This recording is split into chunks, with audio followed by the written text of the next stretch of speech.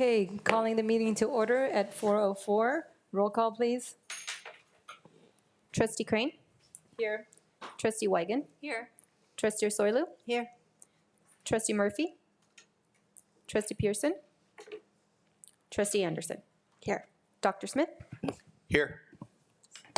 All right, we have enough to have a meeting. We move to adopt the agenda. Item 2, do I have a motion? So moved. Second. Second, all right, moved by Trustee Wigand, seconded by Trustee Ersoylu. Roll call vote, please. Trustee Crane? Yes. Trustee Wigan? Yes. Trustee Soilu? Yes. Trustee Murphy? Trustee Pearson? Trustee Anderson? Yes. Okay, great. The vote was 4 yeas, 2 absent. Motion passes. Community input on closed session items only. We don't have any. All right, and now we will move into closed session. And the items are 3A, student discipline, 1 case. 3B, conference with legal counsel, existing 1 case. C, public employee discipline dismissal release employment number 2024-06 HR.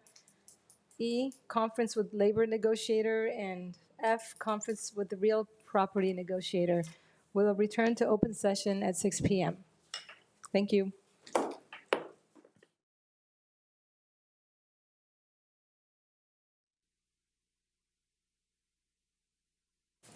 I'm going to call the meeting to order at 6:04.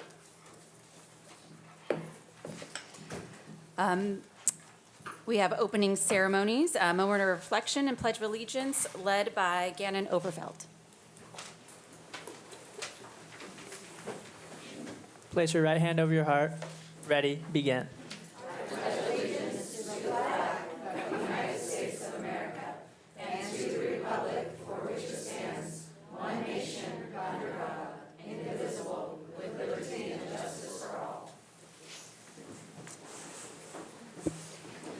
Well, good evening, everyone, and welcome. It's a very special day. We're going to administer the oath of office for 3 board members. Oh, first, we have a readout from closed session. In closed session, the Board of Education took action to approve the resignation agreement and general release number 202406 HR. The roll call vote was as follows: 5 ayes and 1 absent. So the motion carried. Now administering the oath of office.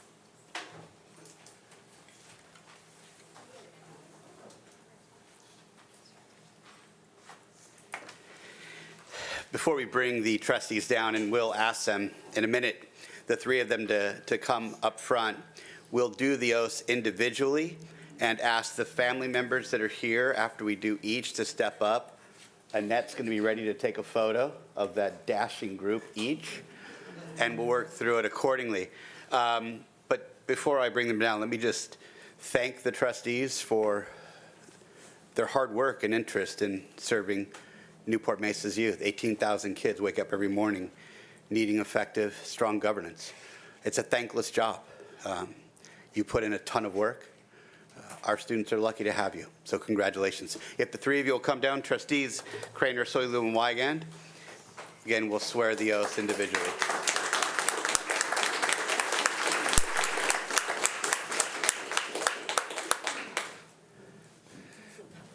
We'll do it alphabetically, that way the superintendent can't be accused of having favorites. It's not good for job security. Yeah, look at it. It was a quiz. You passed. All right. Please raise your right hand. Repeat after me. I state your name. I, Carol Crane, Do solemnly swear do solemnly swear that I will support and defend that I will support and defend the Constitution of the United States the Constitution of the United States and the Constitution of the State of California and the Constitution of the State of California against all enemies, against all enemies, foreign and domestic, foreign and domestic, that I will bear true faith that I will bear true faith and allegiance and allegiance to the Constitution of the United States to the Constitution of the United States and the Constitution of the State of California, and the Constitution of the State of California, that I take this obligation freely that I take this obligation freely without any mental reservation without any mental reservation or purpose of evasion, or purpose of evasion, and that I will well and faithfully and that I will well and faithfully discharge the duties discharge the duties upon which I'm about to enter. upon which I am about to enter. Congratulations. We can have the family come up. It was hard. Family, come on up and we'll get a photo in front of the dais. Friends too. After family. One step over to your right.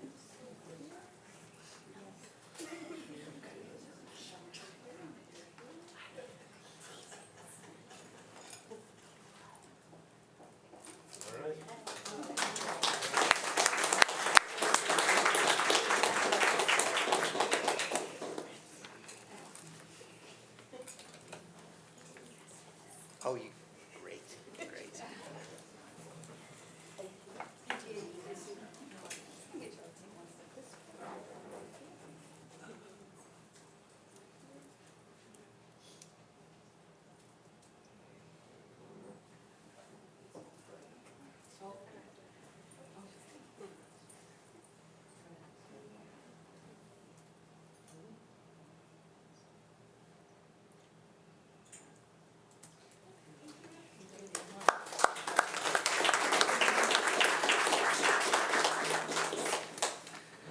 Trustee Ursulou.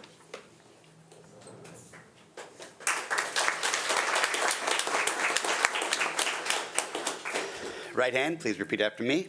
I state your name. I, Gary Soto, Do solemnly swear do solemnly swear that I will support and defend that I will support and defend the Constitution of the United States the Constitution of the United States and the Constitution of the State of California and the Constitution of the State of California against all enemies, against all enemies, foreign and domestic, foreign and domestic, that I will bear true faith and allegiance, that I will bear true faith true faith and allegiance allegiance to the Constitution of the United States to the Constitution of the United States and the Constitution of the State of California, and the Constitution of the State of California, that I take this obligation that I take this obligation freely freely without any mental reservation without any mental reservation or purpose of evasion, or purpose of evasion, and that I will and that I will well and faithfully well and faithfully discharge the duties discharge the duty upon which upon which I'm about to enter. I'm about to enter. Congratulations.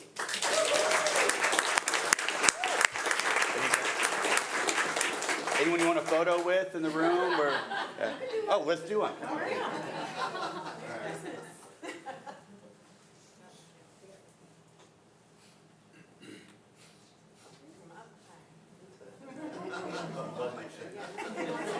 Yes, Annette, yes.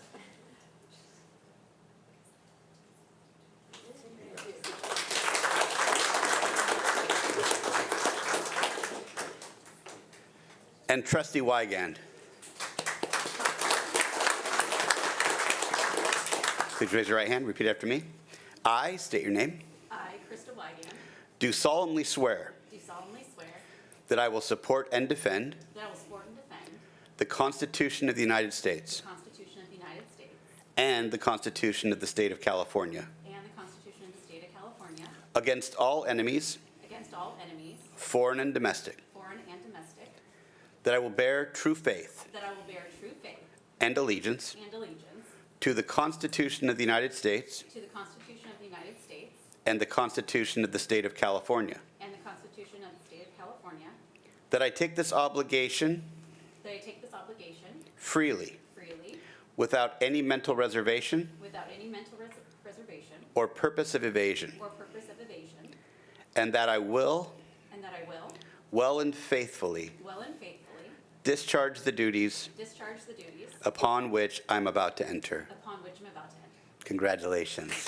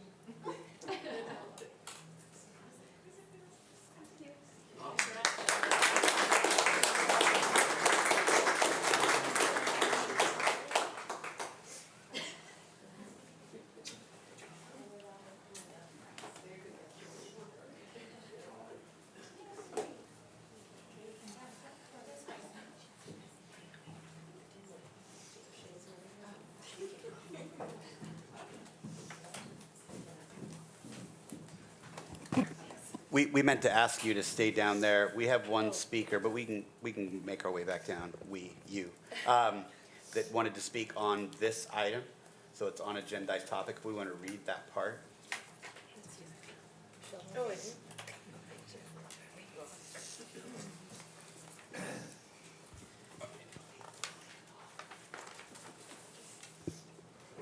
Non-agenda? Agenda. Yeah, this is agenda. Okay. This is an opportunity for the public to address the board regarding items on the regular meeting agenda. Comments on the agenda items are limited to 3 minutes per comment, up to 20 minutes per topic. A speaker may not relinquish his or her time to another person. Speaker cards for items on the discussion action calendar may be held until the item is considered by the board if the speaker prefers. All right, we have one speaker, Lillian Holler, from the Office of Assemblywoman Cotty Petrie Norris.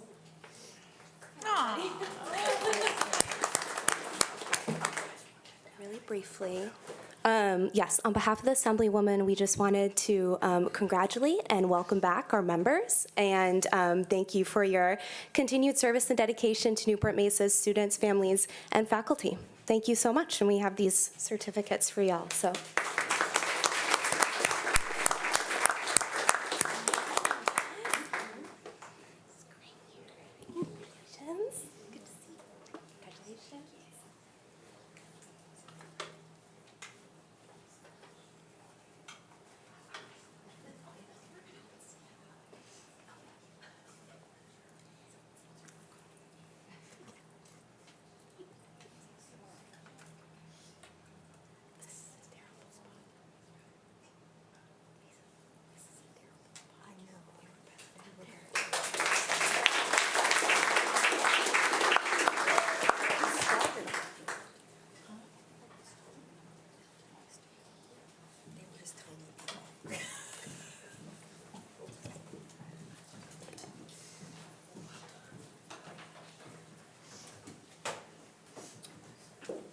Thank you so much. Now,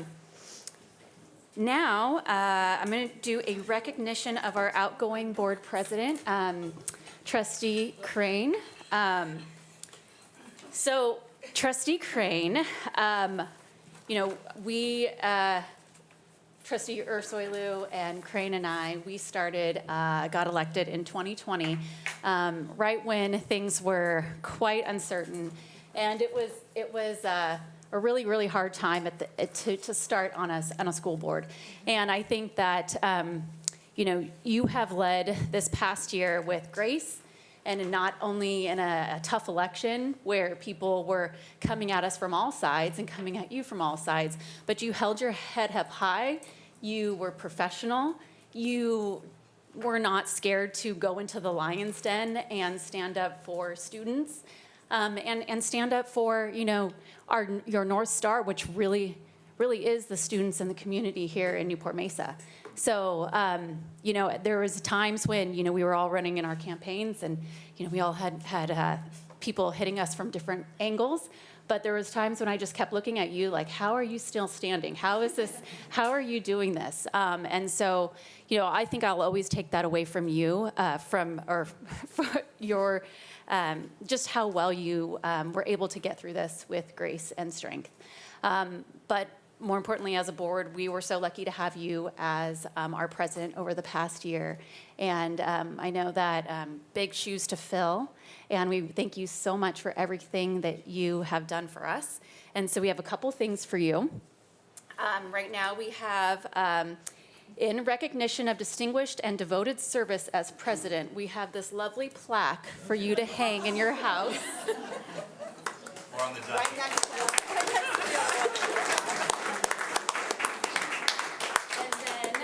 We have one more item that the board has purchased for you. It's a lovely Lululemon gift card because, if you didn't get enough steps in during the election, we'd like you to get more in. Yeah. So there's some nice outfits that you can maybe wear. Cool. Yeah, but thank you.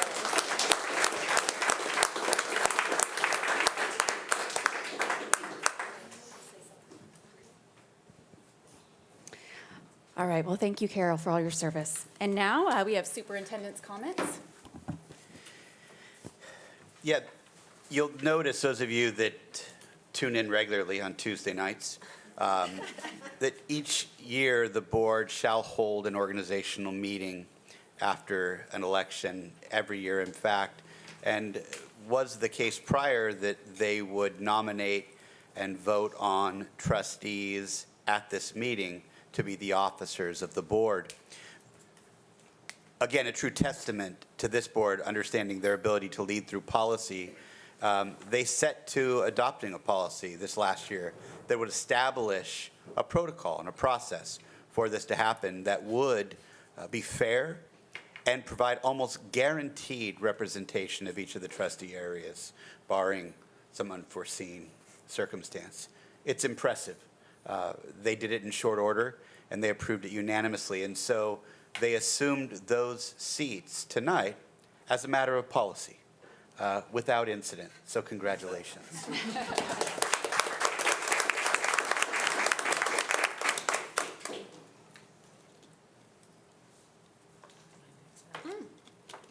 Some short comments from you. Well, I'm saving up for later. Okay. All right. Now moving on to the annual organizational meeting. So Dr. Smith already talked about the 3 leadership roles on the board. And now we are going to move into 12A, which is approve appointment of secretary for 2025. Let's open it. Oh. Okay. Let's open the annual organizational meeting at 6:20. All right. 12A, approve appointment of secretary 2025. So moved. Second? The nomination. Oh, I move that we nominate Dr. Smith as secretary of the board. And second by Soilu. Roll call vote. Trustee Wygan? Yes? Trustee Ursulou? Yes. Trustee Murphy? Yes. Trustee Pearson? Yes. Trustee Anderson? Yes. Trustee Crane? Yes. All right.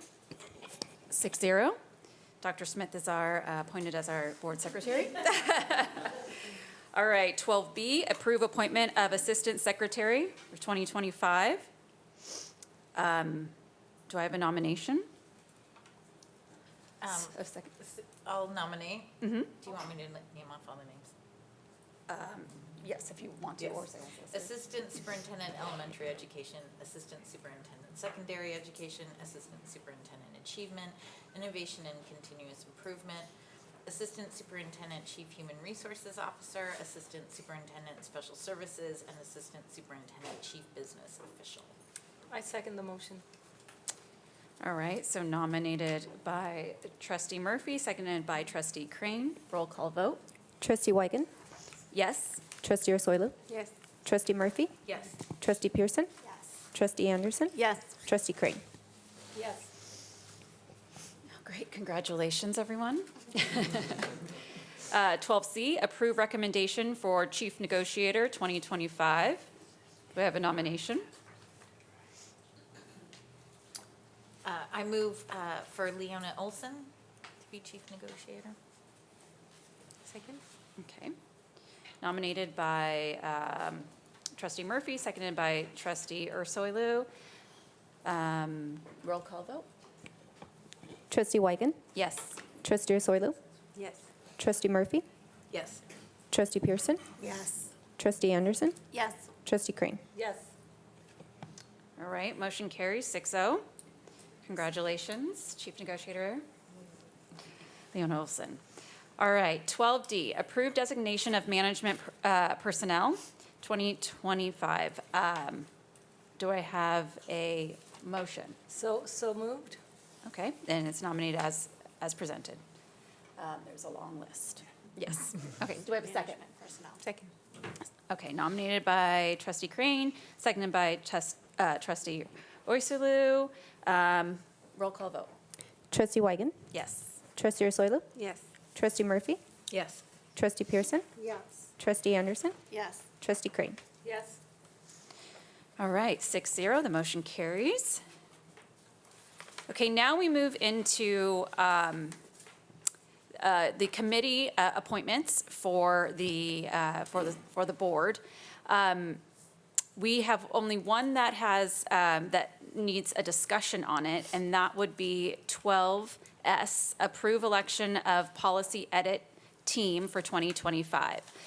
The conflict is we have 4 trustees self-selected, and there's a limit of 3 trustees that can be on the policy edit committee. I need a nomination? Do I have a nomination and a second, and then we can go to discussion? I would like to make a motion to approve Trustee Anderson, Trustee Pearson, and Trustee Ursulou. I second. Second. All right, any discussion? Was it, can you repeat? It's Anderson, Ursulou, Pearson? yeah. Should I roll call vote? Trustee Wygan? Yes? Trustee Ursulou? Yes. Trustee Murphy? Yes. Trustee Pearson? Yes. Trustee Anderson? Yes. Trustee Crane? Yes. All right. Congratulations, 6-0. 12S, motion carries. Okay, now we're going to move into all of the self-selected committees that we all self-selected. And we're going to all group them into ones for efficiency. So these items can all be grouped in one motion. So we recommend to approve, I guess I need a motion to approve all of these, to approve items. You may want to read them or note they have all of them. We Okay. added too. Okay, let me tell you what are all the items. 12E, 12 F, G, H, I, J, K, L, M, N, O, P, Q, R, T, and T, U, and V. So the one that we voted on just now was S, and the rest is the alphabet. Motion to approve. So moved? So moved. Second? Second. Okay, moved by Trustee Crane, seconded by Trustee Anderson. Roll call vote? Trustee Wygan? Yes. Trustee Ursulou? Yes. Trustee Murphy? Yes. Trustee Pearson? Yes. Trustee Anderson? Yes. Trustee Crane? Yes. All right, 6-0, the motion carries. We just wanted to double check that we included I in that one. Yeah, I included I. I'm pretty sure I included I. Yep, I included I after H. Okay, perfect. Okay, now let's adjourn the annual organizational meeting at 6:26. It's really efficient.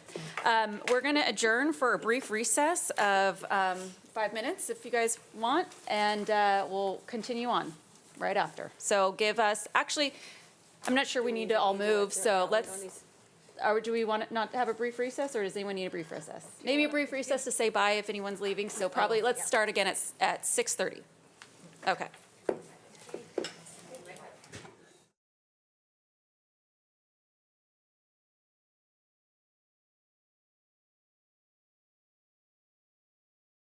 Reconvene at 6:31.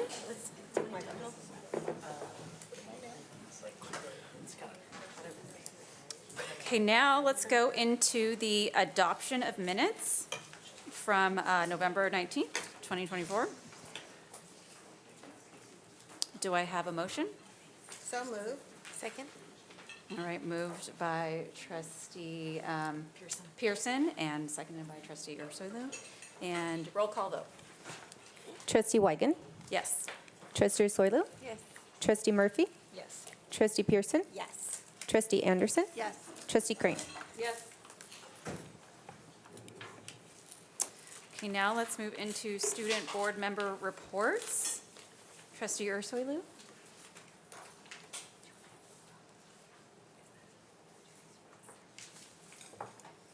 Okay, so this month, the student board members are going to report on a topic. How do students perceive the mental health and wellness supports that are available at their schools, and what suggestions they have for enhancing these? And they'll provide campus highlights. So, do I call each student? Okay, so first up will be Gannon Overfell from CDM High School. Good evening, board members, Superintendent Smith, and community members. My name is Gan Norfelt, and I am the ASB president at Corona Del Mar High School. I'd like to take a moment to highlight some of the incredible student wellness initiatives and events that have recently taken place on campus. First off, I want to talk about the mental health and wellness resources we have here. As many of you know, we have a team of psychologists, academic counselors, social workers, and a newly opened wellness space to support students.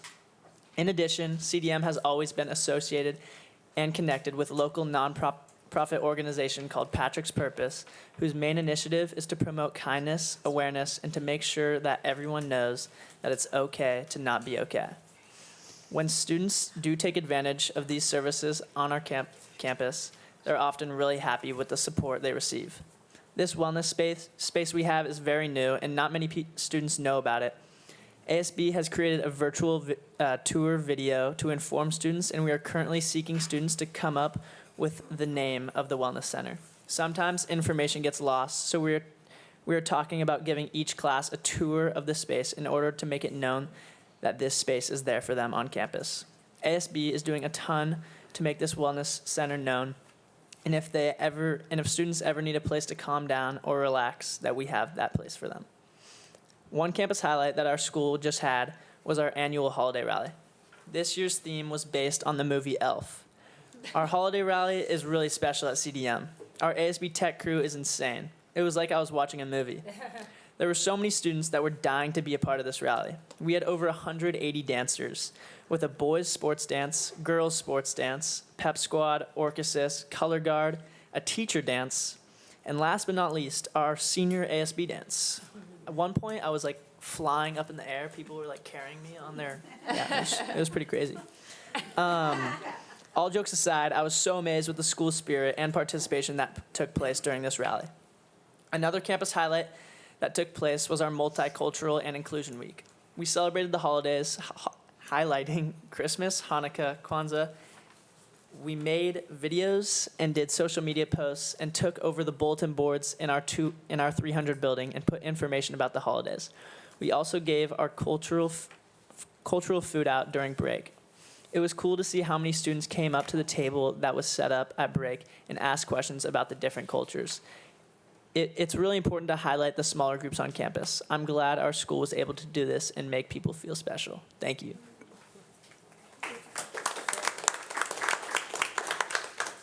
And then next, we have from Estancia, we have Devoni Bustos. Can you come up and share the highlights? Sorry guys, I'm a little sick, so bear with me.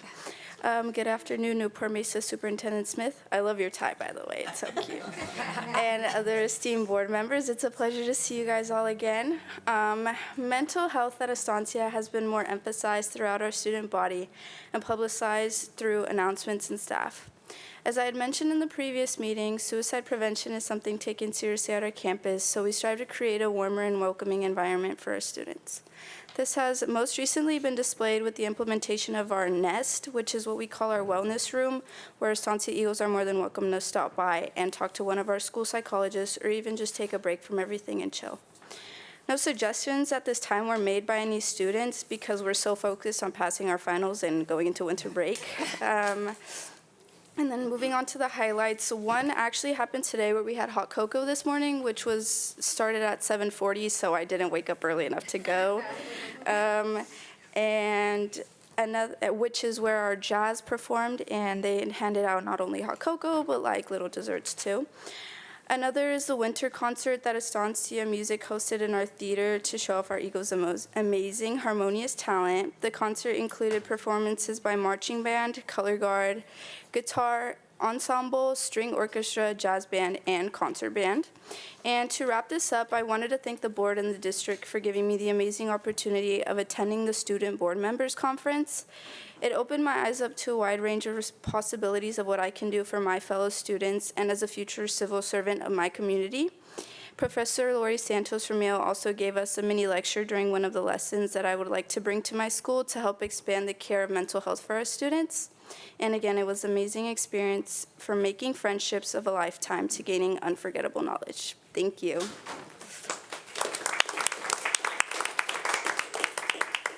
Thank you so much. And last but not least, we have India Howerton from Costa Mesa High School.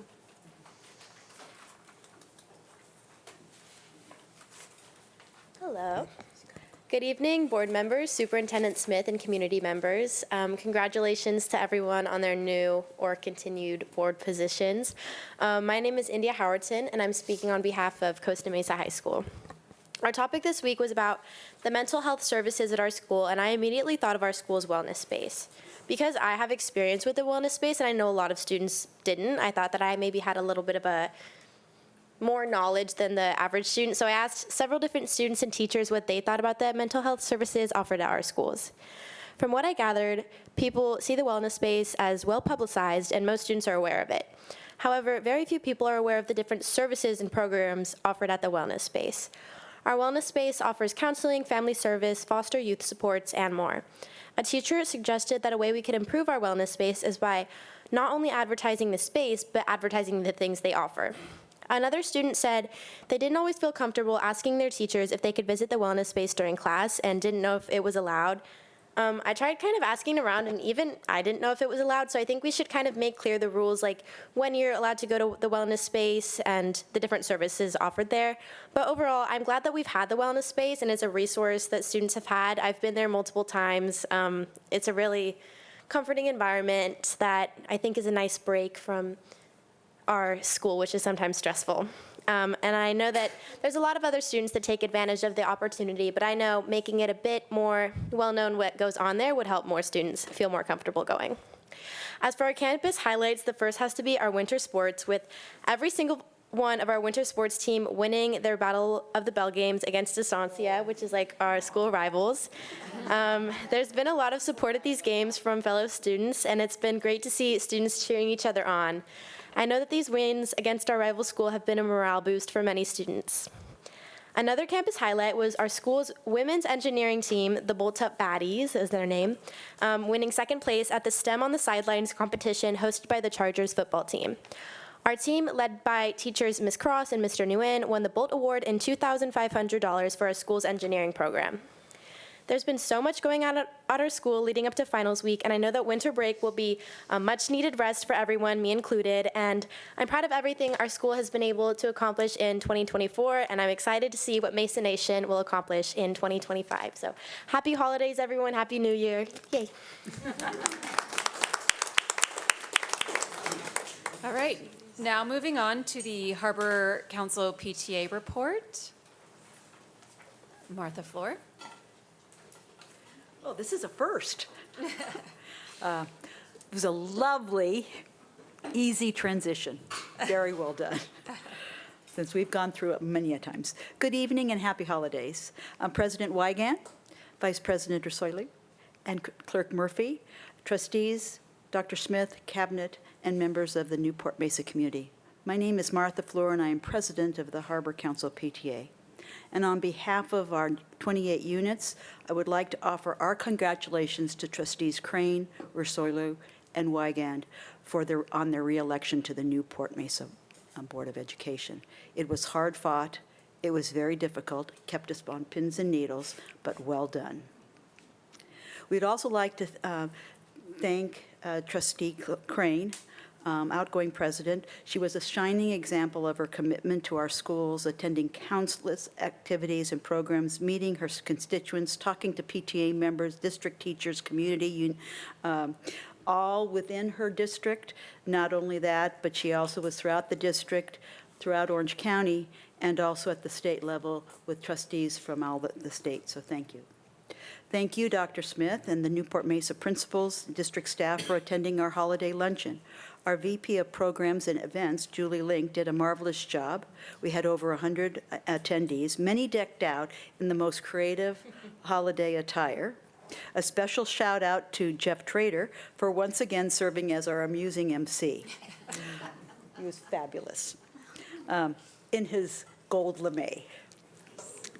Our entertainment this year was provided by the Sonora Choir.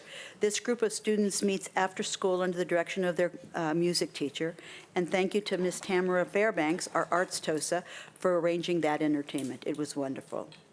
Our units have been very busy providing wonderful family engagement opportunities, such as Ensign's first ever Wicked movie night on the night that the movie premiered.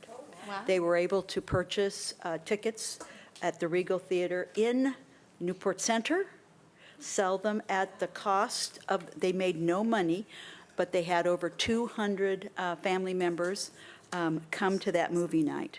And it was wonderful, and we're looking at doing something along the lines for the entire district. Also, College Park had a holiday fair, and Paularino had a family event, just to name a few. We also wrapped up our successful Reflections program and sent our first place awardees on to the 4th District for further judging. 383 students from 11 elementary schools and 6 of our 7 secondary schools participated. More to come as soon as they do the voting. We now have over 4,500 members. All PTA units at this point in time have 100 members or more. That is a first in Newport-Mesa, including Back Bay, which has a population of 126, but every single teacher is a member, and we have 19 students who are members of that PTA. Again, thank you for your service to Newport-Mesa. Happy holidays and a very happy new year. We'll see you in the 25. Be safe. I always said this when I was on the board. Be safe, be smart, hug your families and your friends, and cherish the memories you'll be making. Thank you. Now we have CSEA President Amy Ching.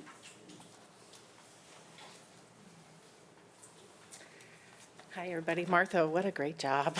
That's hard to follow. Hello, good evening, President Wygant, trustees, Superintendent Smith, cabinet, and guests. I was thinking about what I wanted to say tonight, and I wanted to make sure to congratulate the trustees on their victories. I am grateful to continue to do the work with leaders who seek for the best for our community. I also thought of Michelle Bartow tonight winning her seat with the City Council of Newport Beach. See, I live in the boundaries of Trustee Anderson, but Michelle Bartow, I'm also one of her constituents for the city of Newport Beach. And I find it interesting how we can all be related. And I thought of 2 of my children who are employees of the district, and several of my friends' children who work for the district, classified and certificated. Personally, I work in budgets under Jeff Trader. Half of my coworkers are employees of this district and live within the boundaries. I'm sorry, they're all employees of this district, but they live within the boundaries of the district. There are many other employees who are graduates of Newport-Mesa and who, like many of you, are raising their children at our schools. And I mean the collective we, are truly the community. On behalf of the people I represent, I want to thank you, all of you, for continuing to do the good work. Merry Christmas and Happy New Year. Thank you. Next, we have NMFT President Rhonda Reed.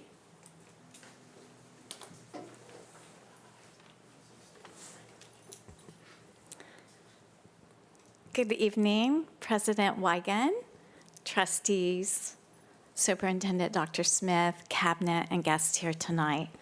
Last night, we, NMFT, celebrated our site representative with great food from Philomena's, thoughtful gifts, 2 no one liked, but I trust Joanne and Bob not to share. And we had really good conversations. We thank these educators, our site reps, for their giving of their time to support their colleagues at their school sites. I know a couple of meetings ago I shared our members' delight in the results of negotiations, but there's an element of negotiations that we don't talk that much about, and that's our health benefits and our joint benefits team, or JBT. This team comprises of equal members from the district, CSEA, and NMFT. We meet monthly all year to collaborate on ways to keep our members healthy, to keep health costs affordable so that we can maintain the great benefits and the choices that our district currently has. So last meeting, representatives from Cigna came, and they shared data on the status of our health plan. And so for the first time, we saw significant and data that showed that our hard work and collaboration is paying off. Our district in the area of preventative care had engagement percentages that were significantly higher than the other districts in our state. So we focused on preventative of wellness screenings for various cancer screenings. Through our wellness coordinator, we provided mobile screenings so that they would be more successful and accessible. And also, we provided incentives to move toward healthier lifestyle choices.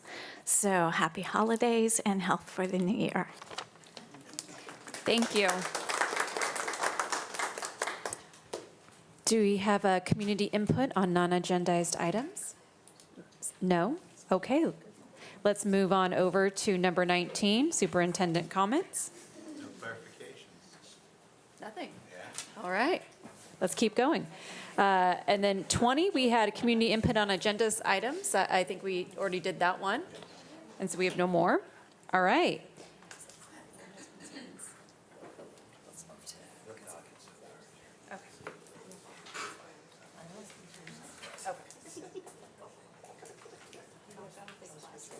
Okay. For number 21, we are awaiting an attorney to come for this discussion. So what we're going to do is move that below the next. We're going to kind of keep moving items up along the agenda and then wait till he arrives. So we're going to move on over to number 22, consent calendar. Do I have a motion? So moved. Second? Okay, moved by Trustee Anderson, seconded by Trustee Ursulou. Roll call vote? Trustee Weigand, Yes? Trustee Ursulou, Yes. Trustee Murphy, Yes. Trustee Pearson, Yes. Trustee Anderson, Yes. Trustee Crane. Yes. All right. 6-0. Consent calendar passes. Okay, now, perfect timing. Oh, comment, sorry, excuse me. Trustee Crane. Yeah, I wanted to comment, in the consent calendar, we have just approved an MOU for this water safety class for our kids, and I think that's fantastic. I know we're piloting the Whittier School kids in collaboration with the city of Costa Mesa, the YMCA, and Newport-Mesa, and the Ben Carlson Foundation. And I think that is amazing. So that's, I just wish everyone luck, and I'm so glad that we're doing that. It's huge. Yeah. Thank you. Thank you. It's a great opportunity. All right, so now I think we're going to move on to number 21. Discussion action on vacancy in trustee area 5. Dr. Smith. Yeah, with the resignation of Trustee Bartow, we now have a vacancy. The board has several options. District council's here to describe those options and then get direction from the board on how they want to proceed. So without further ado, Spencer Covert, come on up.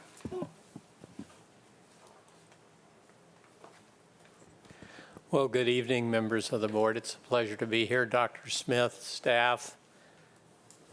I don't see any students, so they were in my script. Oh, there you are, sir. Welcome. Welcome. Always a pleasure to have someone from Corona Del Mar High School here. So the Education Code sets forth a process that when a vacancy occurs, which has occurred in this case, because a board member cannot be a city council member and simultaneously serve on a school board, there are two processes to follow. One, and which is the process that's traditionally followed by most boards, is for the board to make an appointment. And that appointment then is for the remainder of the unexpired term. In the alternative, the Education Code does allow for the board to call for an election. But as you see from your agenda item, it is very expensive for any school district, and especially your school district, to pay for the cost that has been estimated by the Registrar of Voters. Now, the Education Code prescribes a 60-day, and that's calendar day, time in which to make an appointment. If an appointment is not made by your board within that 60 calendar day period, then the county superintendent is required to call an election. And therefore, you have to pay for the election. The county does not pay for the election. The Education Code also prescribes that once you have made an appointment, then you need to publish that appointment so that the appointment may be challenged within a 30-day period of time. Your board policy also prescribes that if you do make an appointment, you are to post that announcement, and it's traditionally followed that you would do that on your website and other common means of communication to indicate that you are going to seek appointments within that 60-day period. Traditionally, because of the number of items that you have at a regular board meeting, a special board meeting will be called to interview candidates. And also, it's fairly traditional for your board president and several other board members, but not a majority of the board, to meet and develop an application process and to post an announcement and to develop questions that would be asked. Most boards, but not all, will go ahead and interview everyone who has applied and not sift out, quote unquote, the better candidates, but rather let the entire board participate in that process. And with that, I would be glad to answer any questions that you may have. If you wish to appoint, I would suggest that maybe the most difficult issue you have to face this evening is when will that special board meeting fall? But with that in mind, I'll be glad to answer any questions that you may have on this subject. It is pretty well spelled out in your board policy. The Education Code, quite frankly, is rather sparse as to the requirements. So that's why you have a little more direction from your own board policy. Questions? I'd just like Trustee to Crane? make a motion to appoint make an appointment versus an election. Is that all I need to do? Do I need to? At this stage of the game, that's correct. Okay. A second? Second. So moved by Trustee Crane, seconded by Trustee Pearson. Roll call vote, or any discussions? Excuse me. Trustee Anderson? Looks like Yeah, you- do we have, it seems like there's some variance between, among the options that we could choose for next steps. Do we send questions to you and Dr. Smith? How do we want to handle kind of the next step That's a process? question. I would respectfully suggest that if you have questions you would like, that you submit them to the superintendent, and then the superintendent will share them with the board president and the group that's going to review those questions and make a determination as to the appropriateness of the questions. Okay, then I'll have a follow-up one. I think time is of the essence, so. Okay. Yes, time is of the essence, really, especially with all the things that are going on this time of the year, plus all your other business. I'm going to have Dr. Smith respond to your question. One of the recommendations by other districts we asked about their process is that the subcommittee, because it's fewer than majority of the board, be the officers of the board, and in this case, we'd have pretty good representation. So if that was agreeable to the board, in agenda prep, they're able to see some of those materials already. Trustee Ursula has already looked at some of the questions. Depending upon the decision tonight, we could then send those out. But that's a recommendation of some districts as far as that subcommittee is concerned. Okay. I guess the reason I was asking that, and I didn't know if it was who was making these decisions, but it sounds like we need to set a date for, this list says set date for application deadline January 7th. I don't know if that is referring to January 7th as a proposed deadline or to have a conversation on. I don't know what January 7th, what that date is in reference to. Can you clarify? I don't have your Spencer. agenda in front of me, I apologize. The draft? Oh, there was a draft timeline, that's just a draft timeline for your consideration. I think what's going to have to occur is that, quite frankly, your subcommittee is going to have to work back from the 60-day deadline and make a judgment. That's not a statutory requirement, that was just something that I put in the sample timeline as to what you could consider so that you're past, if you will, the holidays, and yet you still have some time to review the applications and get them in. But I think your subcommittee, knowing the community, is in the best possible position to select when the application should be submitted. I was only suggesting that you pick a date now as to when you would like to have your special board meeting. But if you want to entrust that to the subcommittee, that's perfectly appropriate as well, because it will be published and advertised as to when that will occur. Okay. There's a question with Trustee Crane. So we're working backwards from February 7th, which is the 60th day, Yes. right?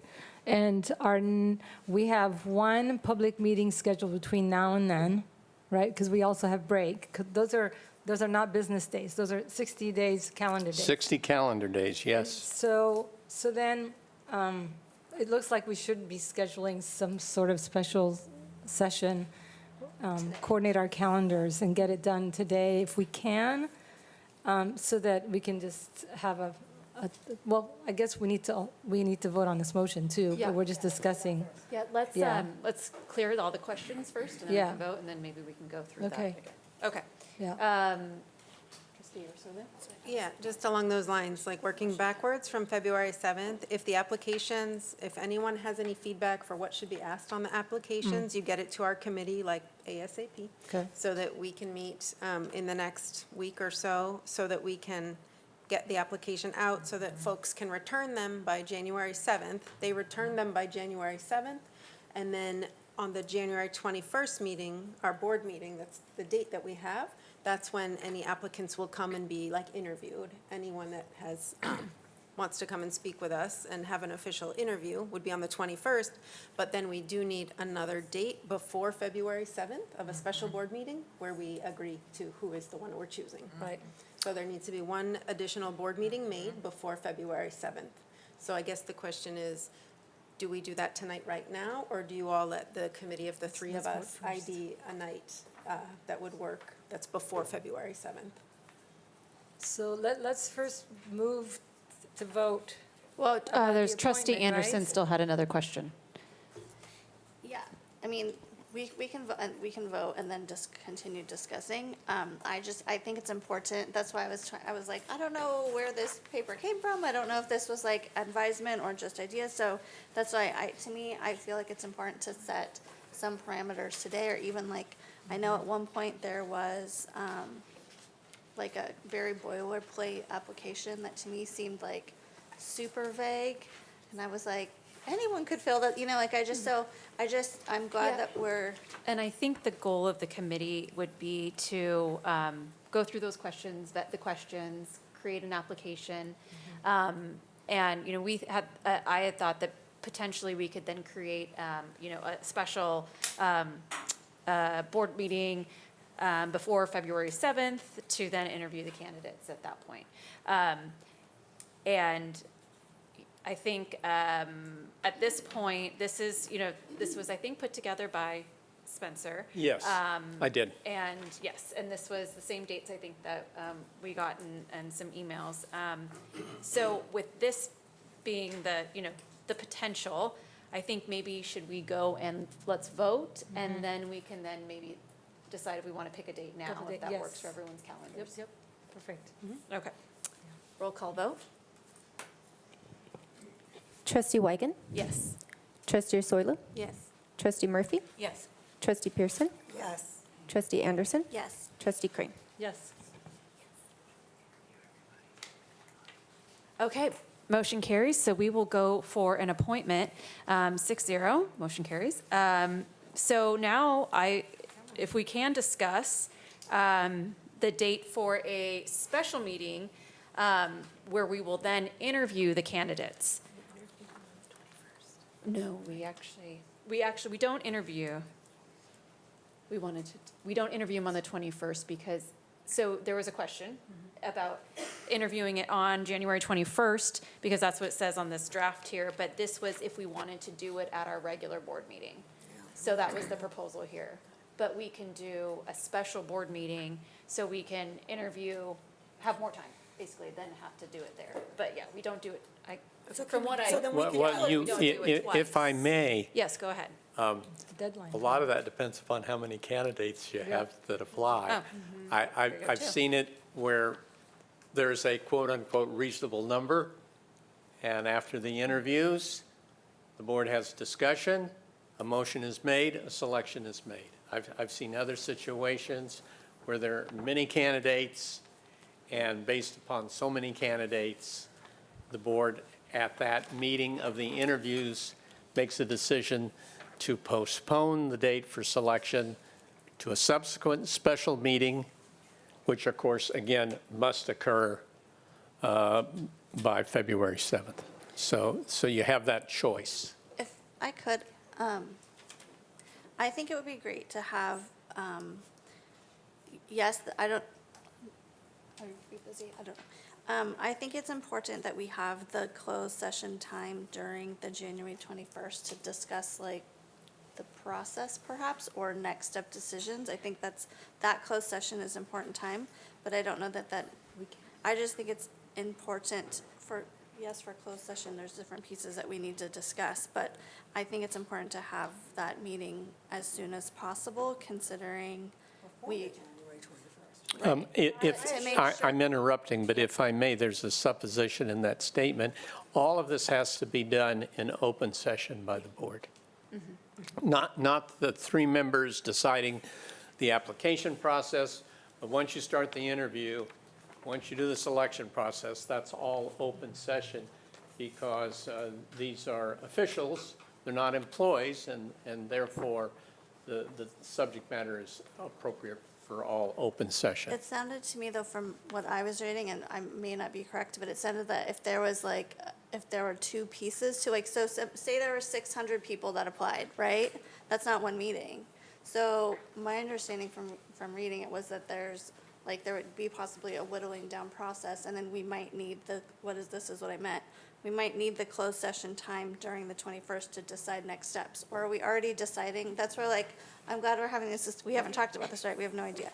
So are you guys going to put together a timeline and a plan? Here's what we're gonna do, and then do we want to tell Wes, yes, we all approve? What are the kind of? So we have to do this all in open.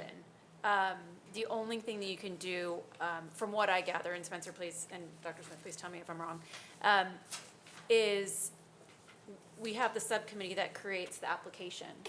And then that subcommittee, after we get all the applications, that subcommittee just checks to make sure that that person is a registered voter and lives in that area, and that's it. It's 18. And is 18. They don't do anything else. They don't, vet the qualities of the application or anything like that.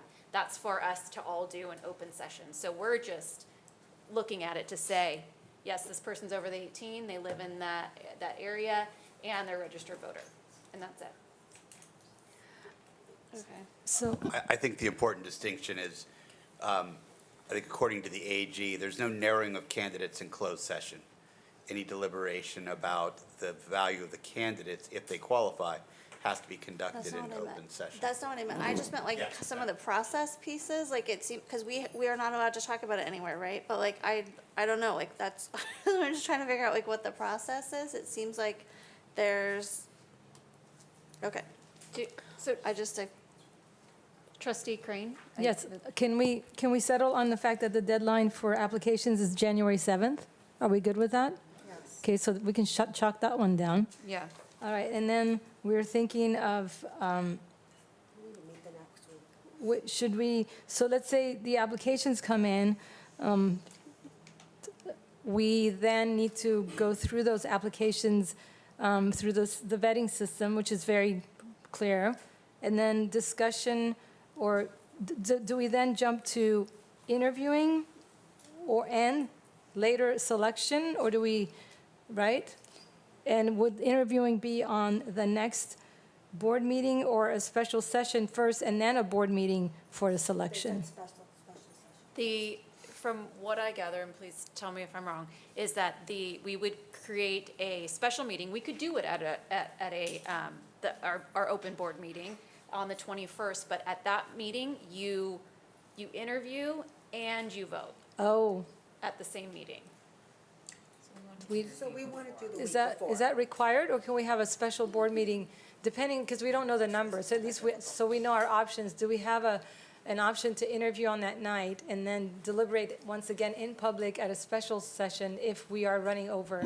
You have that option. Okay.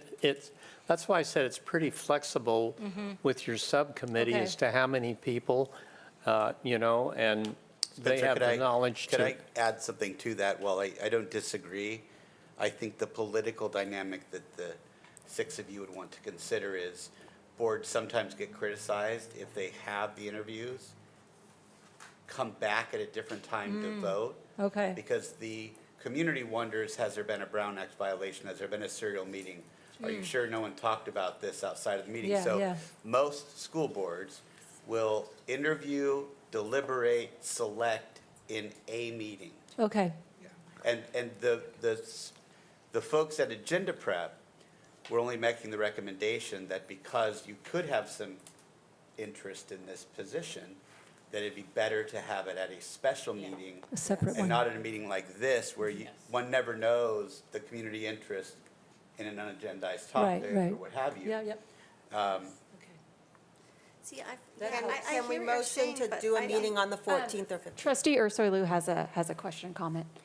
Yeah, so I think to a couple of the points, so to Trustee Anderson's point about like the application itself. The application itself that you saw before was that dry run of an application. So I've already weighed in on it, and anyone else that wants to weigh in on it in the next week, if you give this committee your feedback, we are going to redraft it and have it finalized so that it can go out, so that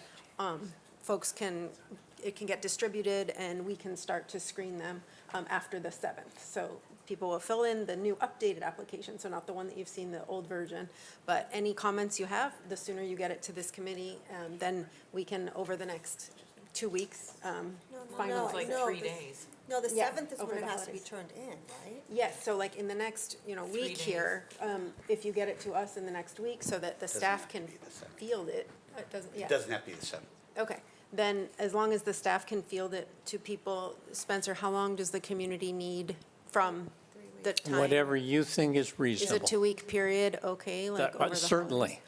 So if it gets launched, Certainly. the 7th to the 21st or what have you, then they turn them in the 21st, then we have a special board meeting. The special board meeting could be on either Monday the 27th or Tuesday the 4th. That'll still put us in compliance of before the February 7th.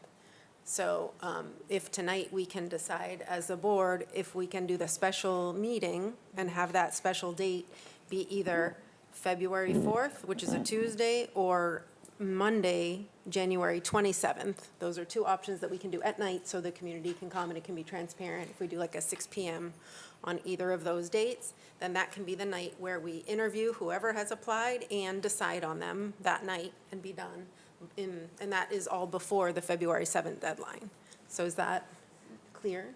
I think I would prefer to give you guys more leeway on that. I feel like we don't have enough, I don't feel like I have enough information currently. That's why I'm like asking questions. Because I know that people who have been, like the executive people, you've been getting a little bit more information about this. So like I would prefer not to set a date today. For me, I think I would trust you guys in a few days or when we release this as an application to have that built in. I just think there's a little variability right now that I'm like, I don't know if it makes sense to have it all done before and then we announce it January 21st at our regular board meeting. My concern is actually kind of the opposite of what Dr. Smith said. I think I just want to make sure that we're communicating as well and as publicly as possible about who we have picked. I wouldn't want there to be a 30-day period then after before another meeting comes. So I think I would prefer, my choice would be to have you guys decide on that timeline as part of that committee as we kind of like work out the nitty-gritty. I don't know that we're there tonight. I don't know. Do we have to vote on a date? No, we just have to vote on the. No, like I said, the nimbleness of the subcommittee dynamic is that a subset of the board, not equaling a majority or more of the board, can put things forward like that. They can review the applications, verify them, could circulate the questions and get feedback, and then publish the application. And could even, I think as Trustee Anderson said, recommend a date to be set, backwards mapping it. So they would really function because we don't have that many open meetings. Such a short timeline when you think about it, 'cause it's calendar days.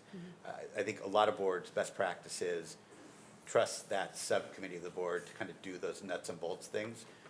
Again, allowing the person feedback on the types of questions. So I think that's of high interest to the board. Yeah. Okay. So Trustee Crane? can we, if everyone agrees, can we at least put a hold on the 27th and the 4th so that, because we have busy schedules, and just kind of keep it in our calendars as a hold? Yeah. And then so if the subcommittee decides on the timeline, you know that we're in agreement for these 2 dates. I mean, I think Are we you might have guys to okay? meet 2.5 weeks before that. To me, that seems really late. Well, let's have more dates, just as long as we can That's right. have some. I would propose the 14th and 15th. I would rather. So that you it would go- want to do it before Okay. our Yes. regular meeting? Yeah, the Yes. 14th and 15th, and that way. So the only thing is with that, is that we want to make sure that we have the application open long enough, and then give staff the time for us to, for us to verify, but also staff the time to get the process, get us all the applications so we can all review it, that kind of thing. I worry about a rush right after the application is due. I just don't, I think what I just don't think we should lock in a date tonight. I think we discuss it this week at some point, Wes has our schedule about a few dates that we could do, but rather than like in a meeting, pick a date today to. Sure. So why don't we, it was proposed to have January 27th and February 4th left open.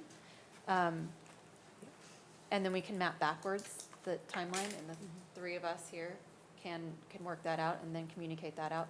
On this timeline, it does say that we would make the advertise in local media by December 20th. There are specific rules in Ed Code about where we're supposed to advertise and how many publications. So I do want to see, I would like us to work this week, see if we can get it done, so we don't have to worry about it also next week. Over the holidays. The holidays are a tricky Yeah, time. yeah, Santa's coming. And to Trustee Anderson's point, staff do a nice job, by staff I mean Sam, of coordinating the schedules, and so can certainly include the ones you've recommended that she's taken note of, pick a few others, and, kind of just work on the calendaring that way like we do other special meetings. It's not unlike as we've set other special meetings for other work, but we'll target those recommended dates. And May I make one other observation, please? I think receiving questions by your group of three is a great idea, but after that, all the work should be done by the group of three. We shouldn't be sending back questions. Okay, so we become a reciprocal. Right, leave all that work to the committee as to what you're going to do and what the form will look like, and the attestation and the publication, and it'll work very well. Okay, Trustee Ursulou, you had a question? And so I think along those lines of what Spencer is saying, my last, question that I do think should be for everybody to weigh in on before the committee goes and does their thing. The committee will do this, so say we get in 50 applications, right? The committee will do the screening, like, yes, you're over 18, yes, you reside in the district. But what does everyone think of, what if people fill in an application halfway? What if they leave it half blank? Do we have to give them an interview? Or can we decide tonight that we will only take completed applications from people that are over 18 that are in the district? Is that allowed? What's the legal, is there anything? Well, I think that Dr. Smith and I have discussed this before, and we really think that once they meet the basic qualifications, you should not be saying, aha, on page 3, they left out paragraph 12, and therefore they're ineligible. I mean, that's the kind of argument you're going to get. I think the applications will speak for themselves. You'll be able to see them. They're a matter of public record, and you can judge them accordingly. But I would not be weeding them out once you determine residency, age, registered voter. That's my suggestion. Okay. Trustee Crane? Yes, sorry for all these questions, but so you mentioned it's a matter of public record. So does that mean that we're going to be publishing these applications to the public on our website as soon as we receive them, or in bunches? Do you know what I mean? Let's say the deadline is on the 7th, we get one, on the 6th, it's vetted by our staff and then posted, like, how are we going to do that part? Well, again, that's not described in either the ed code or your policies. I think that's best left for the committee unless the board wants to give a specific direction now. And I would leave it, to either you decide now or entrust that to the committee. Yeah. Okay. And I think we maybe don't publish the applications themselves, we publish the names. And we don't do it like right when they come. That's my suggestion, is because say someone, turns in theirs on January 1st and then they realize another person sees it and goes, oh man, I'm going to, because that person decided to run, so I'm going to put my name in now, and without the best intentions. So I think we just wait till we receive all of them. And then after the deadline, we publish the names. And we That's a can- good idea. I think we want to be, as a board, that we here make the decisions what we think is best for our district, and try to do what we think is best up here, right? Rather than others. That's a good idea. Just all at the same time. Thank you for that, it just Yeah. seems so vague, right? Yeah. Like, there were so many Yeah. more steps we have to go through to run, so like, just like someone being know. over 18 and like, there's their name and Right. they live in Area 5 is like, I apply, check. Yeah, yeah. oh, like, thank you for All right. answering our And questions. they'll be invited to an interview, and then they can Yeah. explain I why. mean, you. Thank you so much Thank for you all all your, very much. for all Thank you, your Spencer. info. And Dr. Smith and I, like I said, we can chat, because some of these things just will come up. Okay, We'll be glad to respond. Thank you. okay. Good evening. Thank you so much. I just. All right, so we are, another question? Yeah, sorry, I know he's gone, but it just, Spencer, so you can like, come back. We might have one more. the way that I got involved with our district was being on the trustee redistricting committee, of which there was an 8-page application. So like, to me, I know that it seems like there's no other districts that have an application, so at least you learn more about the people. Well, if I may say this, CSBA has an example of an application form, which I think I have vastly improved upon until one of your trustees saw it, and she started immediately editing the questions. So I think it's best for you to send the questions that you think you'd like to have answered and leave it up to the committee. Okay, great. I just want to make the distinction, because Wasn't clear. I think the concern is not being able to evaluate. The board certainly can, in their evaluation in open session, consider the responses in the packet. So if they left things blank, that could be a part of the board's consideration. So the quality of the answers, the quality of the experience, all of that could be considered by the board. Kind of like you're saying, you have to do more than just check a box, so to speak.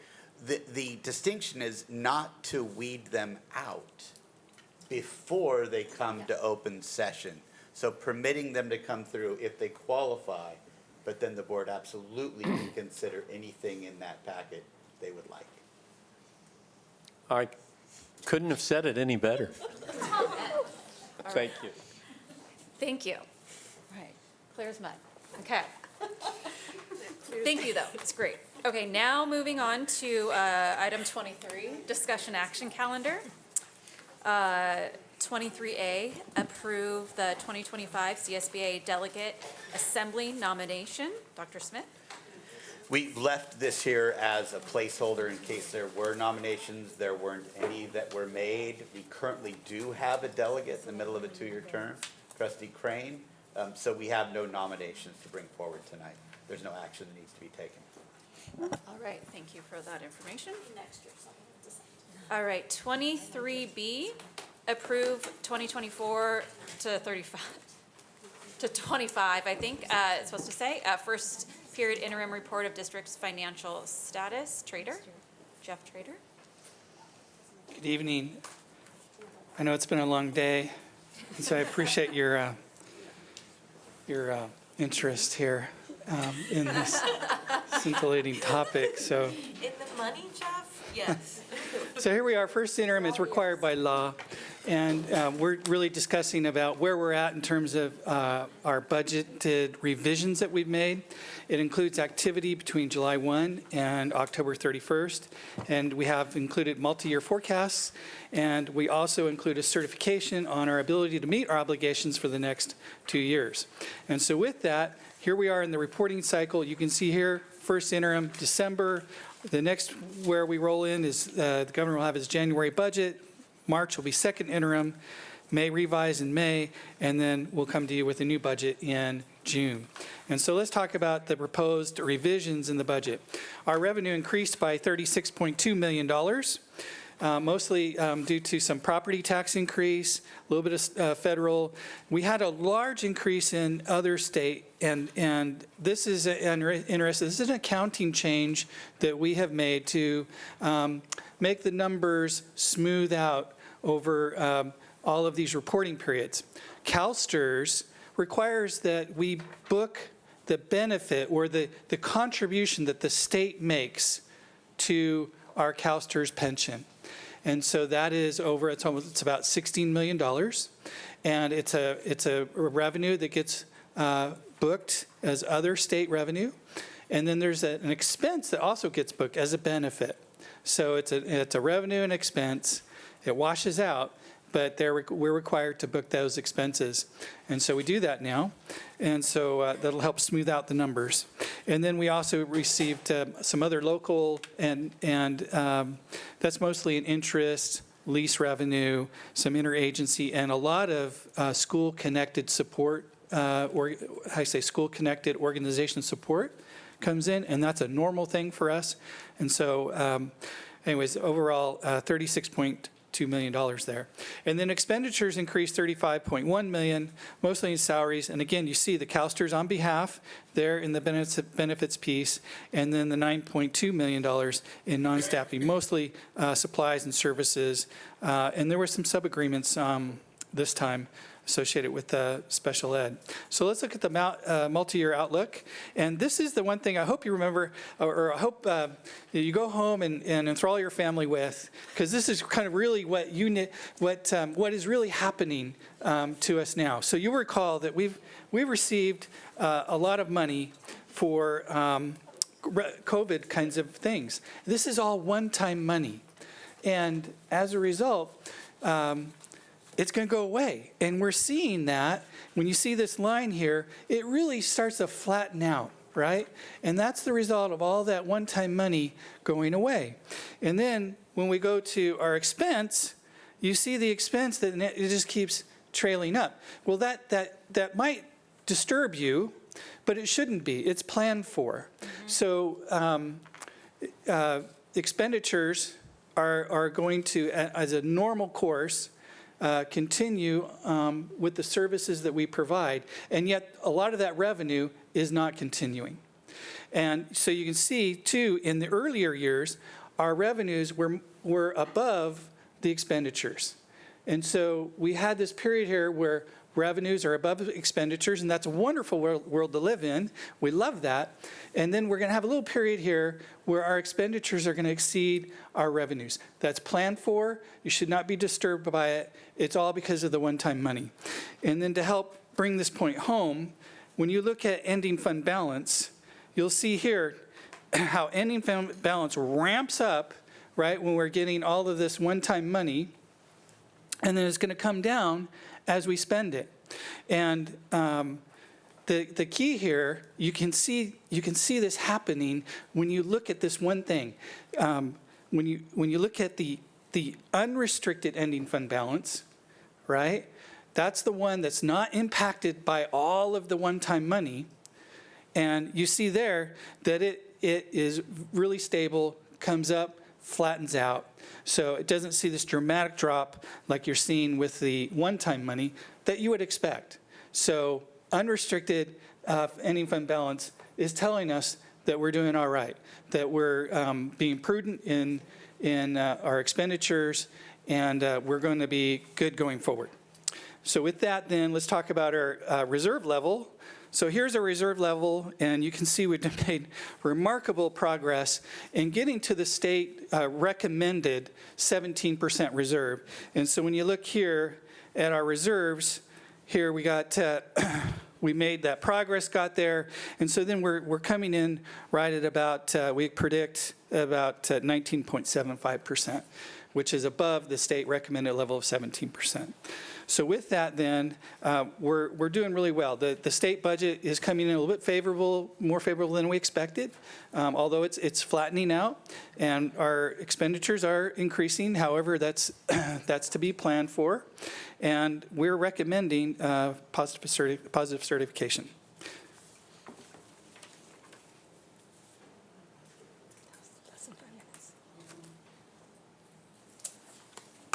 Questions? Trustee Anderson. Thank you. Thank you for this. I know we were a little concerned when we were talking about the budget in June. So I'm glad to see that, you know, the revenues are up as well as our expenditures. I was wondering if there is anything that you would possibly recommend that we do differently perhaps going into this year, knowing that we don't have all of those COVID funds. I think one of the things that was discussed was just making sure that, like, we ask now as people are putting together their budgets for, you know, May and June, that, you know, rather than the amazes that we had, maybe just people are a little bit more cautious as directors are filling out their budgets or different levels of management. Is that something that you still feel is something that we probably should be doing more of? So thank you for that. That's where we're at. So when when you think about all this one-time money that's come in, our Ed Services team has done a remarkable job. As I've observed them make all this happen, they've done remarkable things with this money. And so that we're looking at what's going to stay and what's not going to stay.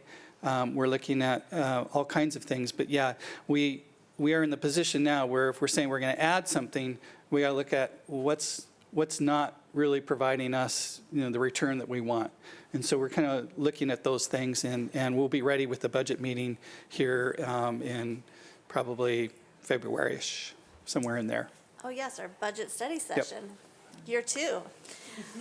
Thank you. Well, and I was wondering too, as like just looking through, I know when we're approving some of our items, we have some areas that we have some students that, could possibly be expending like $20,000 in 1 month with some of our special services that are needed.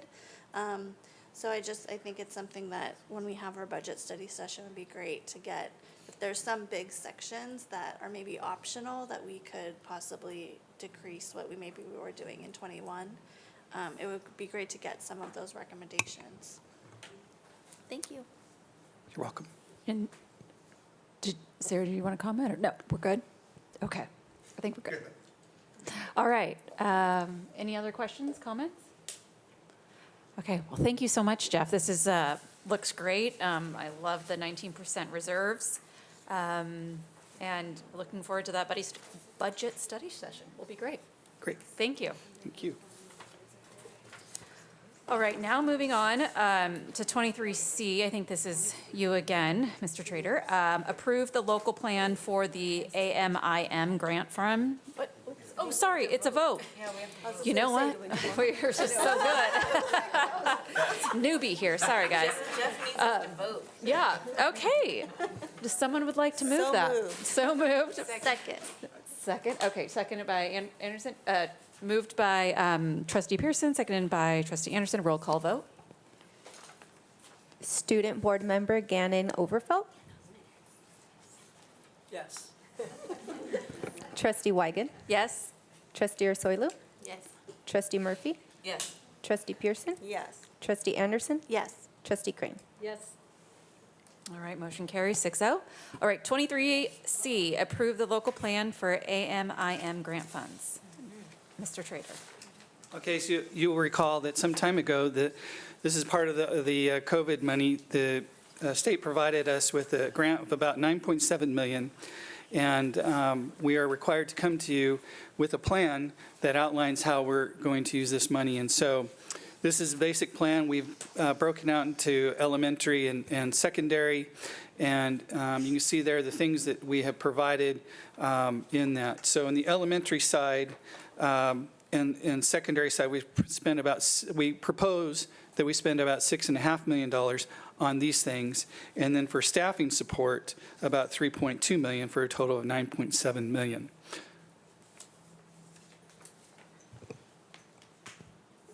Questions, comments? Yes, I noticed an absence of numbers. How much is this block grant for? Is it continuing for how long? Are we in the middle of it? So yes, the block grant was for $9.7 million. This plan includes a plan for all of that $9.7 million. And it has to be expended by the end of 2026. We're proposing that we spend this money this year on these items here. And again, elementary, secondary, about 6.5 million, and then staffing support of 3.2 million. Any questions? I have a quick question. On the staffing piece, if this is a one-time money, how are we going to keep that going? Is that just more of when we discuss our budgets in the future? So there are ongoing components to this. For example, our counselor and sub-teacher components, the elementary music specialists, we're providing that currently, and that will continue. However, some of the, textbook adoptions, they won't roll over because we've already adopted them, that we're using money for some of the updates to our curriculum, those kinds of things. I don't know if Ed Services wants to add some color to that, but those things won't continue. Okay. That's great. All right. Anyone else? Okay. Wait. Do I have, oh, you have a, sorry. Yeah, I'm sorry. Trustee What is Pearson. the in-house full-time sub-teacher? Have we had that in the past? Yes, we have. So Leona can provide some color there to those and what we exactly use those full-time sub-teachers for. So our full-time in-house support substitute teachers, they provide substitute teaching when we are providing professional development for others. So as you know, the last several years ago, there started to be quite the shortage for substitute teachers, which was difficult for us to do any professional development during the regular school day, which sometimes we need to do. And so this was a way for us to ensure that we were able to do it. Oh, yeah, I know that we have a group of substitutes, but there's not one on each campus. Or is there? No, this is more, we have, the ones that we're referring to, and my Ed Division and partners can add to it, they actually are the ones who coordinate the efforts of where those folks will go when there is professional development. So they're not at each site. There's not one at each campus. However, if there is not professional development taking place, then they are assigned to a site. Trustee Anderson? Thank you. I was wondering, because I didn't remember ever reading about this in the past, and so when I was looking it up, it is the Arts, Music, and Instructional Materials Block Grant, discretionary block grant. And I was just wondering, I know one of the items that we voted on for our committees was the Arts Commission, of which is in process of building the strategic plan that has very specific items on it, of which I think probably almost everyone in this room has been part of at one point.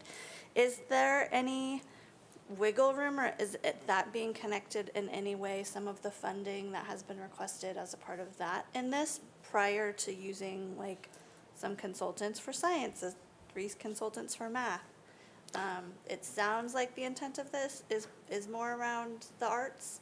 So I was just wondering if So Proposition 20, go ahead. I think Dr. Smith Yeah, So the Arts Commission provides support or information for the board to set a direction that's a strategic direction, and Dr. Sir has been working and really refining that.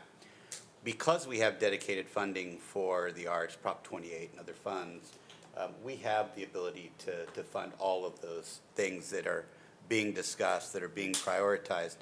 This is unique in that it's very flexible.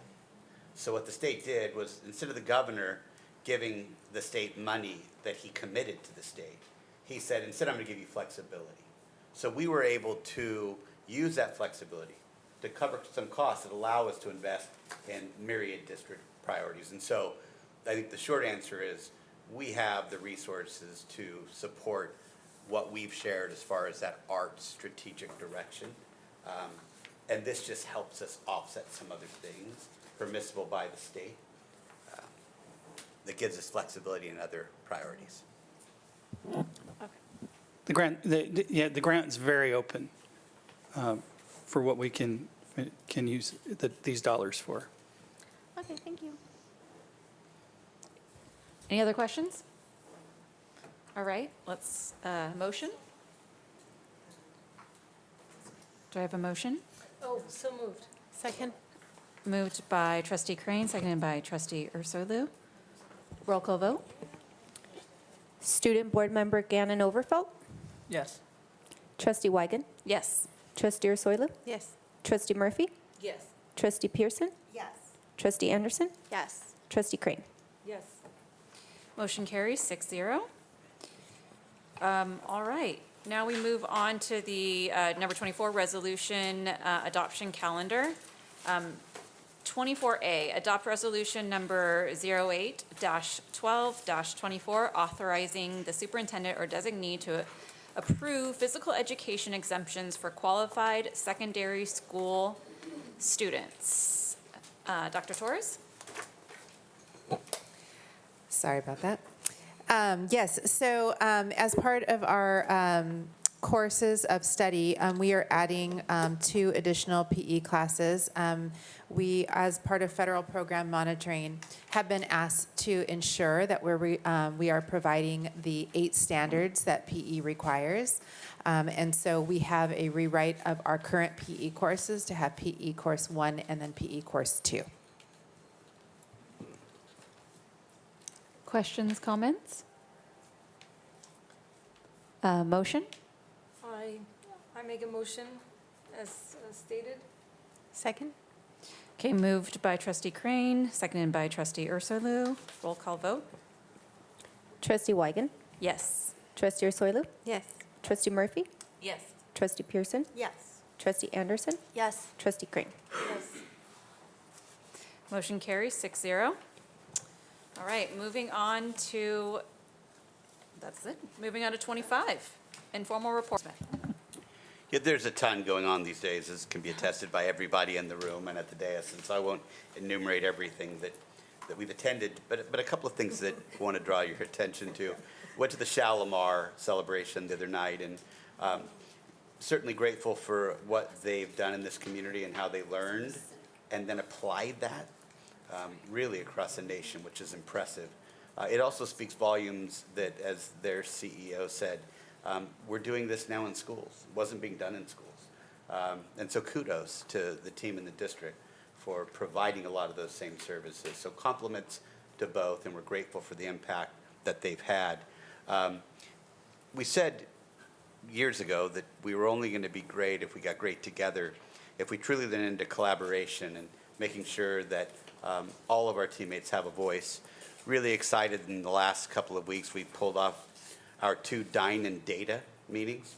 We've brought in representatives from all school sites, our teachers in the room with our principals, ed staff, looking at data, and really diving into, in particular, math, and saying, here's where we are. We all agree we want to be a lot better. How do we get there? So you let the people who are the experts talk about how we get better together. And it's been powerful. And I haven't heard anyone in these meetings say, yeah, we're not really interested in getting better. They're not, right? They're saying, absolutely, this is the data. What do we need to do? And it's the right conversation. It's really, really inspiring to see folks coming together late in the evening, doing the work, rolling up their sleeves. And it's going to pay huge dividends. And then I want to compliment another group, the Killiebrook students. They interviewed me, not because they interviewed me, that's not really noteworthy, but they were so adorable. They do this news broadcast. And this really, really shy student decided to take the lead because the other student said, no, I don't want to do it, right? And she said, my heart was pounding. And they did such an adorable job. But these things are happening throughout the district. I think I'm going to, I won't even quote where I'm going, but they're doing another one now of those same things. Our kids are doing amazing things, and they're stepping out of their comfort zone. They're innovating. I mean, a news broadcast at an elementary school, just inspiring. So kudos to our students. Kudos to all of our teachers and folks leaning into Dine with Data. We'll look, as I said, at classified, at getting a think tank together. We've done some around the special education task force that we had. We're looking now at professional development. It's an important topic for us. Let's get people in the room and do the same thing, figure out what we want, what will help us the most. So kudos to them and kudos to our kiddos. All right, thank you. Board member reports, 26. So I'm going to start down with Carol. Trustee Crane. And then come this way.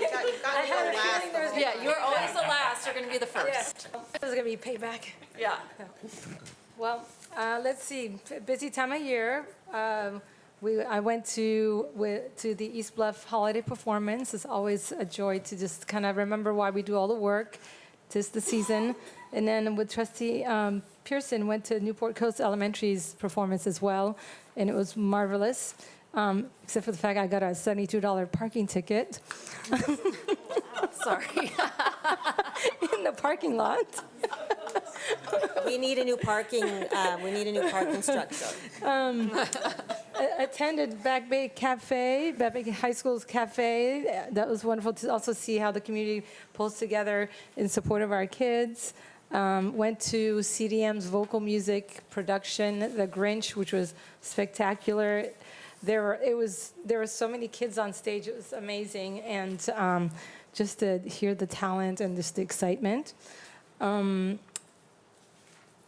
We have an exceptional athlete at CDM that just came in 18th in the nation in cross country at the Foot Locker National Championship in San Diego last Saturday. 18th in the nation.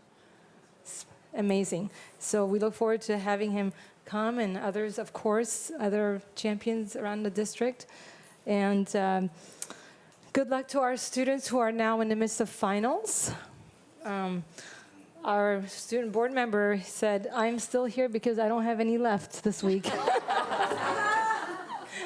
But as you noticed, both student board members today left right after their report, so good job for making the right choices.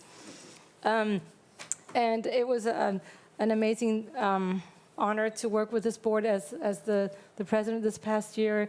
We are all you're all so intelligent and thoughtful And your contribution to our district is immeasurable in the sense of the time and the dedication and the risk that you put forth when you make your decisions. So it's been a pleasure working with you all. I'm very proud of just your output. You're an amazing governing board. So let's keep it up going in to the future because we have some heavy lifting to go. So thank you and happy holidays. And let's all make sure we get some rest and come back in 25 and keep going. Thank you. Thank you. I wanted to say thank you first off to Lance. Thank you for being here for our whole meeting and for the work that you've been doing with the Coastal Commission. All of the time and energy and patience and perseverance has been paying off, so thank you so much. I know we have, one project that we're working on, and there will probably be 5 more that come up in the next few years. So thank you for all of that work. And I also wanted to say thank you for the direction and the next steps with the elementary MPR renovations. It is going to be a whole new day on a lot of our campuses, and they'll be able to have their own newscasts, maybe, audio, visual, microphones that work, air conditioning, maybe fans. It's going to be a whole new day in the NPR, so I'm really excited about that coming this summer. That has been something that I think every single principal has brought up to me for 5-6 years. And then I also just wanted to echo the excitement around YMCA and the Ben Carlson Foundation and the cities that we have been working with. It was really cool to hear that Jennifer Fox is also on the Ben Carlson Foundation, and so she's really passionate about getting the swimming access for our students. And I'm really looking forward to continuing that work and making sure that our 6th graders are ready to go to Ensign and Newport Harbor prepared to swim. So that is the next step thing that hopefully we can have happen. But it was just great. There was a packed out room at Whittier of probably over 50 parents, and they all said, "This is amazing. We are so, so thankful." And it was just great to see that. Really, so many of them were like, "Yes, my child hasn't been to the beach because we have been afraid for them." Yeah. So thank you. Yes, thank you, Lance, for getting our elementary schools, our NPR rooms, and our playgrounds safe for the kids. I know thank you for putting it at the top of the list and getting it done this summer. And biggest smile on my face when I saw the swim lessons and the Ben Carlson was being involved in it, and it just kind of comes full circle, and it just makes us all feel good. So thank you with that. This month has just been fantastic because it's just been all parties and musicals. So thank you. I've had a great time. Newport Coast Elementary, I actually sat through the entire TK through, I think they even have preschool through 6th grade, and it was wonderful to be able to see the whole production. I don't think I've even done that when my kids were there because you're always jumping up. So that was special for me. And the CDM Christmas party is always so fun. Parents, if there's anyone still out there listening, it's always a great thing to go to because all the teachers are there. They're happy.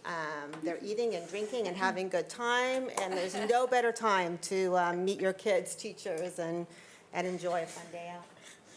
And also, thank you for the Harbor Council PTA. It was an amazing luncheon. So thank you for putting that on for all of us. And thank you, Jeff, for announcing it. And also, Patrick's Purpose, I think it's Saturday, December 21st, is the walk. If you haven't already, please sign up for that because we love Patrick's Purpose and we love what they do for our schools. So thank you.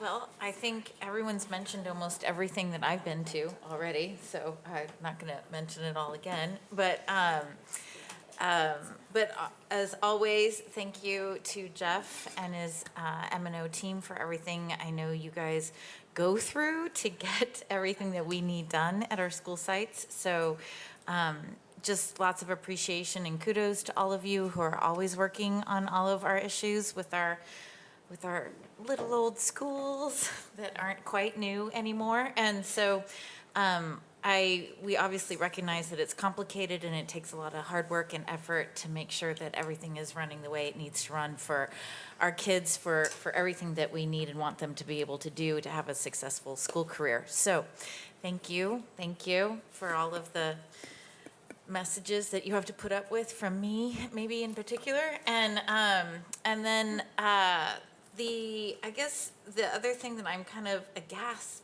at, or I'm just shocked at, my son on the 7th grade Mesa basketball team lost to Mesa. So, go Mesa, because they won. But Benson lost. My son lost. So anyways, that's the first 7th grade basketball game of the year, so we'll see how it goes. Good thing it's football. I know, at least it's not football, it's basketball. Yeah, ditto. Everyone has been to all the events that we've all been to. Thank you to all the staff and everyone working so hard.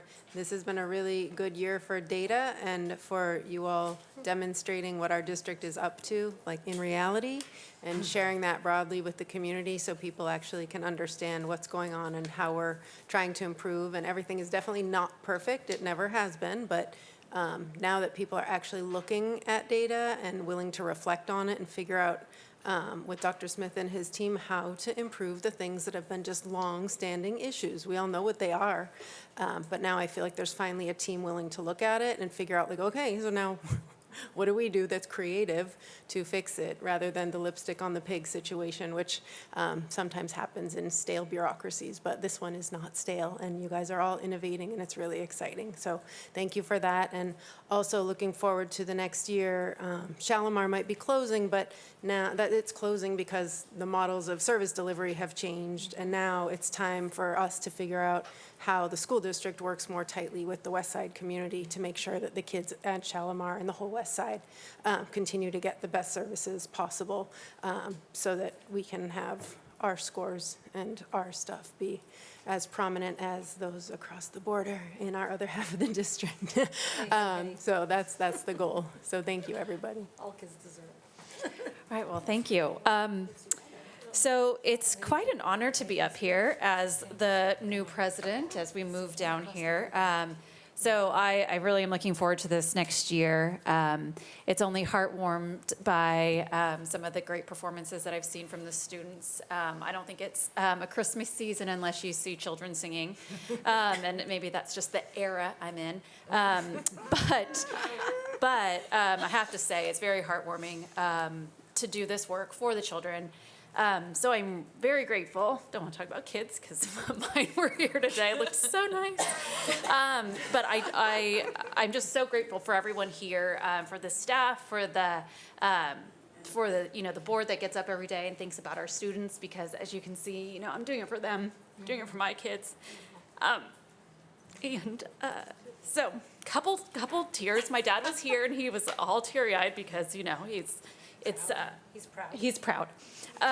But what's really wonderful is that one day we all get to look back on the work we did here and be proud that we did it for our students. And so I'm just so happy to do this. It's a great time of year to be so thankful for everything that we have. And my cup's overrunning with gratitude for you all. So thank you. On that note, we're going to close it before 8. All right. 7:15.